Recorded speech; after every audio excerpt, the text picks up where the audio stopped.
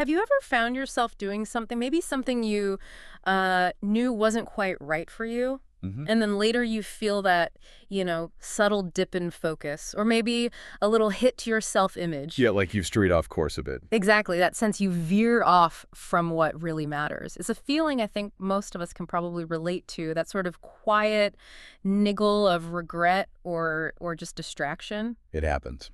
Well, today we're actually doing a deep dive into exactly that, the internal and external impact of certain actions. Right.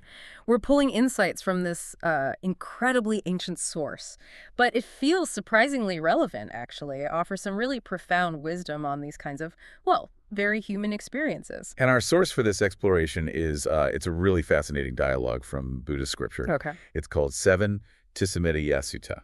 Basically, it captures a direct conversation, almost like a Q&A, between this figure, the Venerable Tissa Metteyya, and the Buddha, who's referred to as Bhagava. A direct conversation. Yeah, and it really cuts right to the chase about how specific actions can, ripple through our lives. Okay, so our mission today is to unpack this specific chat, like question by question, answer by answer. Mm-hmm. We want to pull out the core insights on how one particular type of conduct is shown to affect, well, your mental clarity, your standing in the world, and maybe your overall spiritual journey, or even just personal growth. There's some really sharp observations in there. Yeah, get ready for maybe some unexpected connections to how we live our lives today. Definitely.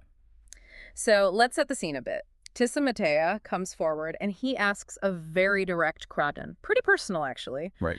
He asks the Buddha about the disadvantage or the hindrance. The text uses the word vigyata, that someone engaged in sexual conduct, mithunam anutasa. A very specific question. Very specific. And what's striking is he immediately follows up by saying he wants to learn seclusion, vivek. Ah, interesting juxtaposition. Yeah.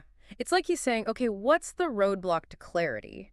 And how do I find that kind of focused inner peace instead? And the Buddha's answer is, well, it's immediate and quite stark, really. How so? He says flat out that for those engaged in that conduct, the teaching itself, the path they're meant to be on, the Sasanpray, it's described as forgotten, musat. Forgotten. Wow. And it seems like it's more than just, forgetting facts. It's Right. like fundamentally losing sight of what's important. Right. Misplacing your priorities. Exactly. And then they're said to follow a wrong path. Michakapa paripajya. Okay. The whole thing is characterized as ignoble or unarian anarya. It's a really powerful opening statement. Suggests a kind of immediate, profound disconnect from the path. Forgotten and wrong path. Yeah, that is a tough initial take. And the text really doesn't soften the blow when it talks about the consequences for, like, your reputation, how others see you. No, it doesn't. It says pretty powerfully that someone who maybe lived alone before, committed to solitude, but then engages in this conduct, they get labeled lowly or degenerate. Hennamakuputujana. That's quite a label. It is. But here's the image that really jumped out at me. They're compared to a broken vehicle. Yana vantavatalok. Wow. Think about that, right? Your journey, your vehicle for getting to wisdom, suddenly it's described as just broken down, fallen apart, can't take you anywhere. What do you make of such a strong metaphor? That broken vehicle image is, it's incredibly potent, isn't it? Yeah. It speaks directly to that loss of function, like you said, Hmm. a total deviation from your intended purpose. Right. And the text makes it clear this isn't just an internal feeling. It's explicitly linked to how others see you. Any fame and glory, yasokiri, that you might have built up before, it just diminishes. It's away. Yeah. And it's not just about saving face, though that's maybe part of it. It seems more about how these actions undermine your actual credibility, the trust people place in you. Both externally and maybe internally, too, your own sense of integrity. Exactly. That eroding reputation is presented as a very real, very practical reason to, well, reconsider that kind of conduct. So it's not just losing face, it's losing your footing, losing momentum on your path. Precisely. And then the text really goes into the internal chaos this causes. It says such a person becomes consumed by thoughts, sakape pareto. That sounds exhausting. Doesn't it? And it paints an even more vivid picture, almost heartbreaking.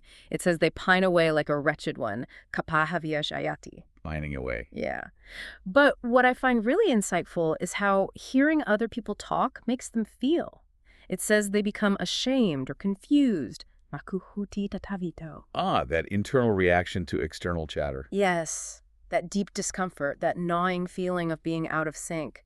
That really shades the cost, doesn't it? It's like a kind of self-inflicted mental torment. Absolutely. It describes a profound internal fragmentation. You're sort of at war with yourself. And what's fascinating is how this inner state then spills out into actual behavior. Okay, how so? The source explains that when they're provoked by what others say, pervadehi kudito, this person doesn't just feel bad inside. They lash out. They commit blaming acts. Yeah. Sakani krute. Ah, so reactivity kicks in. Big time. And this reactivity is explicitly called a great snare, mahagatho. A snare. Yeah, a trap. And it ultimately leads them into falsehood. Wansabaja pagahani. Falsehood. Lying. Or maybe self-deception, too. Could be both, I think. Yeah. So you see the chain reaction. One unskillful action leads to internal turmoil, which leads to external reactivity, which then leads to dishonesty. It pulls you further and further away from clarity. Traps you. Exactly. A cycle of deception, maybe even deceiving yourself along the way. Wow. That's a really powerful picture of a downward spiral.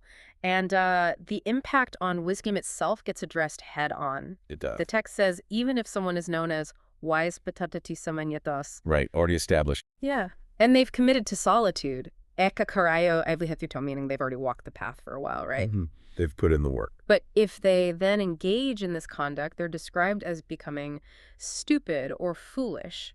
Mandava parkasati. Oof, foolish. It's an incredibly strong warning, isn't it? Suggests that even wisdom you've already gained, that hard-won clarity, it can be seriously undermined, maybe even lost. It really underscores that wisdom isn't like a final destination you reach and then you're done. No, it needs constant tending. Exactly. It needs to be cultivated, protected. So knowing these serious downsides, these adanava, The disadvantages. right, the text then pivots. It clearly lays out the recommended path forward. Okay, what's the advice? A sage, a muni, is told very clearly to firmly commit to solitary conduct. Over time. Sakakarida-kare, Firmly commit. and explicitly not engage in sexual conduct. It's presented as a clear, almost non-negotiable directive if you want to maintain the integrity of that particular path. A recognition that for certain goals, maybe certain choices are just incompatible. That seems to be the message, yes. So this focus on seclusion, vivekayevasaketha, as the path to wisdom, that's a key takeaway here. Definitely. The text even calls this state supreme for the noble ones, etad arianam utamai, supreme. High praise. But here's the part that really lands, the nuance that makes it, I think, truly profound. What's about? You should not consider yourself superior because you practice it. Tena sonamanyeta. Ah, the danger of spiritual pride. Exactly. The moment you feel smug about your detachment, you've kind of missed the whole point, haven't you? Completely defeats the purpose. It becomes about ego, not liberation. Right. Because this path, the one without that subtle pride, that's what leads, as the text beautifully says, near to nibbana, seven nibbana santika. Near to nirvana, that ultimate state of liberation. Yeah. Profound inner peace. Wow. It really highlights that how we engage with any practice is just as crucial as the practice itself. Yeah, the attitude matters immensely. And then finally, there's this really lovely, almost poetic bit describing how others perceive someone who truly embodies this path. Oh. People who are still, entangled in desires, kamesukatitapaja, Which is most people, probably. probably. They're described as longing for the sage who is empty, for Tassa Munino. Empty.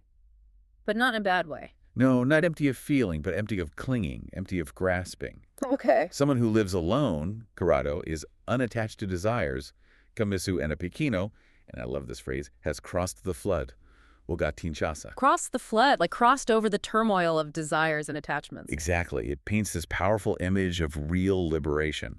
And this person, having freed themselves, becomes almost like a beacon. And a source of inspiration for those still struggling. Yeah, for those still caught in the, the mire of attachment, it suggests a kind of magnetic wisdom. What a direct and profound deep dive we've had into this text. Really lays things out clearly. Yeah, it lays bare these maybe uncomfortable but direct consequences of certain actions on your inner peace, your wisdom, how the world sees you, all while really powerfully emphasizing the value placed on seclusion and detachment as a specific path towards liberation. So thinking about these insights, these ancient ideas from the Tissa Metteyya Sutta, maybe the question for you listening is. Yeah. What practices or choices in your own life right now might help you move closer to that state of, let's call it inner clarity, or seclusion, even within a busy modern life? How can you navigate those potential snares we talked about? Right. How do you cultivate genuine wisdom, regardless of all the distractions swirling around? What stands out to you from this discussion as maybe the most important thing to reflect on for your own life right now?